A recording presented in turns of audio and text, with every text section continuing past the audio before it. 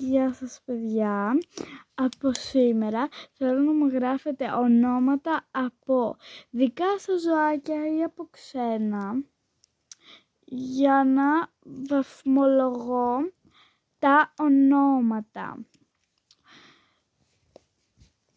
Τώρα θα γράψω ένα όνομα από ζώο και να μου γράψετε κι άλλο στα σχόλια ονόματα από ζωάκια για να σας βάλω σε βίντεο. Άμα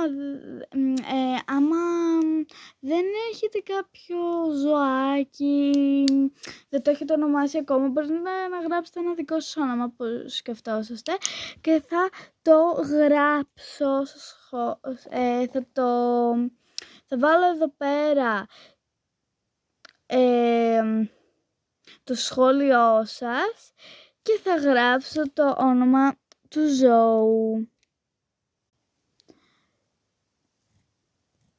Εδώ θα γράψουμε επίσης ο στυλός είναι καινούριος και στη ζου θα βάλουμε επειδή είναι καλό, 8,5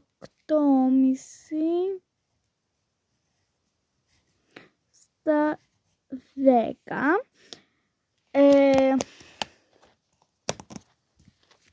Το ζου επειδή είναι κορίτσι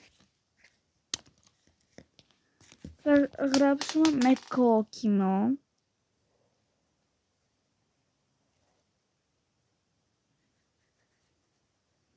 Αυτό σημαίνει ότι είναι κορίτσι με τις κόκκινες καρδούλες.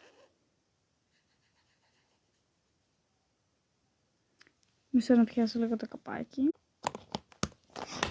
Παιδιά, θα περιμένω ονόματα ζώων στα σχόλια από εσάς για να το βαθμολογώ. Αυτό το ζου είναι πάρα πολύ ωραίο και είναι ζωάκι. Και μια καρδούλα από μένα. Και γεια σας παιδιά, θα σας περιμένω στο επόμενο βίντεο να μου γράψετε ονόματα από τα ζωάκια σας. Γεια!